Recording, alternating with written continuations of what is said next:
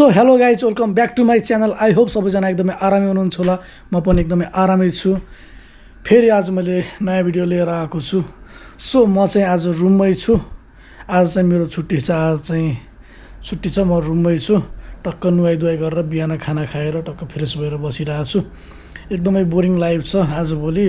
अब कोरोसियामा त्यही हो, अहिले चाहिँ एकदमै अनसिजन चलिरहेको छ। अनसिजन काम पाउन पनि एकदमै गाह्रो छ गाइज। म चाहिँ हजुरहरूलाई मेरो रुम देखाइदिन्छु एकचोटि। सो म चाहिँ यहाँ लिभिङ एरियामा बसिरहेको छु सोफामा। सो मेरो अगाडि चाहिँ यो चाहिँ लिभिङ रुम हो। यहाँ चाहिँ टिभी छ, टेबलहरू छ। सो यहाँ चाहिँ तीनवटा कोठाहरू छ। यो एउटा साथी बस्छ अनि यहाँ चाहिँ अर्को साथीको, त्यो साइडको चाहिँ मेरो हो। फ्रिज छ, टक्क यतापट्टि किचनहरू पनि छ। अनि यो किचन भयो। अब यता भित्र बाथरुम पनि छ। सो बाथरुम पनि देख्न सक्नुहुन्छ, सावर एरिया सबै यहीँभित्रै छ। एउटा बाथरुम चाहिँ यो डोरको यो भित्र छ एउटा बाथरुम चाहिँ। सो गाइज त्यही हो, देखिसक्नु भएको छ। यो चाहिँ मेरो किचन हो। सो फाइनली देखिसक्नु भएको छ मेरो किचन। अब यतापट्टि दुईवटा रुम छ, यतापट्टि एउटा रुम छ, यसको भित्र पनि एउटा बाथरुम छ। अनि यता चाहिँ अर्को बाथरुम भयो। अनि यो चाहिँ लिभिङ रुम भयो। सो अगाडि देख्न सक्नुभएको छ, अगाडिको घर चाहिँ अर्को छ। म चाहिँ मेरो रुमतिर गइरहेको छु। गाइज देख्न सक्नुहुन्छ मेरो रुम चाहिँ एकदमै सानो छ, ठिक्क यो चाहिँ सिङ्गल बेड भयो। अनि यहाँ मेरो माथि चाहिँ लगेज छ। अनि मैले चाहिँ यो विन्डो चाहिँ बन्द गरेछु, कभर गरेछु। लाइटिङ एकदमै आउँछ बिहान सुत्दाखेरि। देखिसक्नु भएको छ मेरो पछाडि नेपालको झन्डा। मैले झन्डा लिएर आएको थिएँ नेपालबाट आउँदाखेरि। अनि सो मैले चाहिँ भित्तामा टाँसेको छु।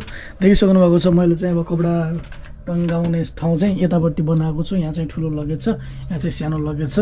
त्यही हो मेरो मोबाइलहरू राख्ने ठाउँ यहाँ भयो। यो चाहिँ मिरर छ अगाडि, देख्न सक्नुहुन्छ यो चाहिँ मिरर भयो। त्यही हो। अब यहाँ चाहिँ मेरो कपडाहरू ह्याङ्गिङ गर्ने छ। अनि यहाँ चाहिँ मैले आफ्नो सामानहरू टक्क अरेन्ज गरेर राखेको छु। देख्न सक्नुहुन्छ मेरो पर्फ्युमहरू, स्याम्पूहरू, त्यही हो। सबै कपडाहरू, प्यान्टहरू सब यहाँ फोल्ड गरेर टक्क राखेको छु। त्यही हो, देख्न सक्नुहुन्छ मेरो सिङ्गल बेड यस्तै छ। अब सो गाइज देखिसक्नुभयो मेरो रुम चाहिँ यस्तै छ। अब कोरोसियामा बसोबास, अब त्यही हो, विदेशमा त्यस्तै हो। जस्तो भयो त्यस्तैमा एडजस्ट गर्नै पर्यो होइन। अब जे होस् त्यही पनि एकदमै राम्रो नै छ। सिङ्गल बेड हो, सिङ्गल रुम हो, सिङ्गल बेड। त्यही हो। अब मेरो अब लिभिङ एरिया यो, अरू केटाहरूको रुमहरू यता भयो। उनीहरू चाहिँ बाहिर गएको छन्, बाहिर घुम्न गएको छन्। म चाहिँ भर्खरै फ्रेस भएँ। सो म चाहिँ मेरो अगाडि बस्ने ठाउँ चाहिँ म चाहिँ हामीहरूको काम गर्ने क्याम्पभित्रै छु। अनि यता चाहिँ क्याम्पहरू अगाडि छ एकदमै, देखिसक्नु भएको छ। वेदर पनि एकदमै दामी छ गाइज। आज चाहिँ 3 दिनपछि हल्का घाम झुल्किरहेको छ। नन स्टप 3 दिनदेखि पानी परिरहेको छ उमिसमा चाहिँ। अब डाँडातिर हिउँ पनि परिरहेको छ। अब मेरो बस्ने घर यही हो, देखिसक्नु भयो। अब यतापट्टि मैले भर्खर आज कपडा धोएर सुकाएको छु। बिरालो पनि छ।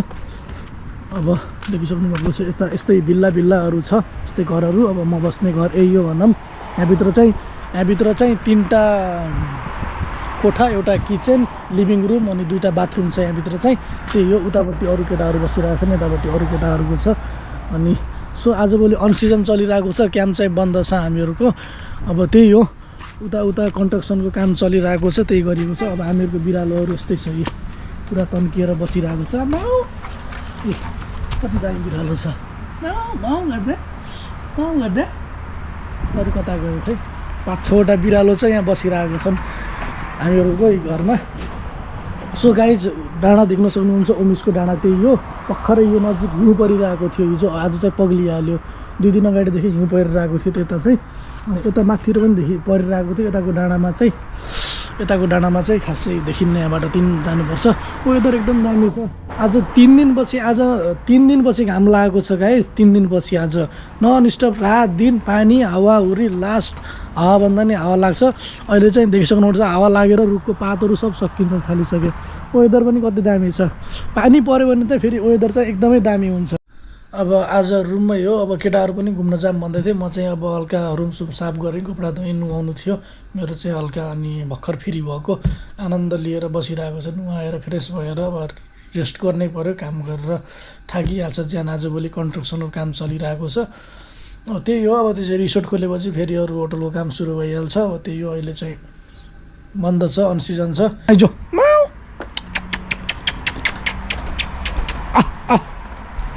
कस्तरी भागेर आउँछन् बिरालाहरू। देख्न सक्नुहुन्छ गाइज। आइजो टोक्रो म चाहिँ मैले दुध हालिदिन्छु गाइज यिनीहरूलाई आइजो यो सबभन्दा राम्रो चाहिँ यो छ है सबभन्दा मन परेको चाहिँ मलाई यही हो अरू पनि राम्रो नै छ यो सेम छ यो पनि सेम छ अनि यसको आमा पनि सेम छ अनि यो पनि सेम छ यी दुईवटा मात्र हल्का डिफ्रेन्ट छ यो र यो चाहिँ अब खा यता यो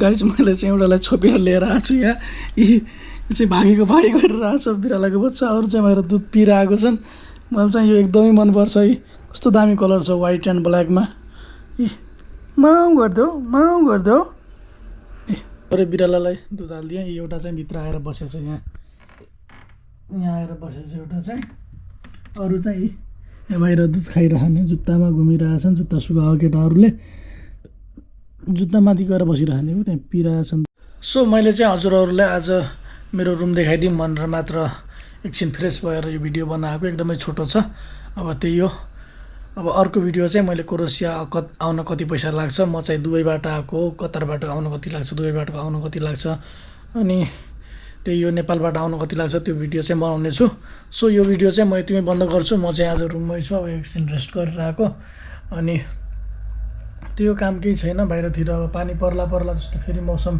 भइसकेको छ अब केटाहरू घुम्न गएको छन् म पनि जाम भनेको अब एकछिन जाडो छ बाहिर चाहिँ म चाहिँ अब जानु पर्ला अब ज्याकेट धोएको छु ज्याकेट पनि छैन मसँग ज्याकेट कपडाहरू धोएको छु अनि अब एकचोटि निस्किनु पर्ला यसो बाहिरतिर केटाहरू घुम्न गए म चाहिँ जान सकिनँ सो यो भिडियो चाहिँ म यतिमै बन्द गर्छु सो गाइज हामी चाहिँ अर्को भिडियोमा मिल्नेछौँ सबैजनालाई टेक केयर यस्तै छ अब क्रोएसियाको बसाइ सो गाइज म चाहिँ अर्को भिडियोमा मिलौँला म चाहिँ यो भिडियो यतिमै बन्द गर्छु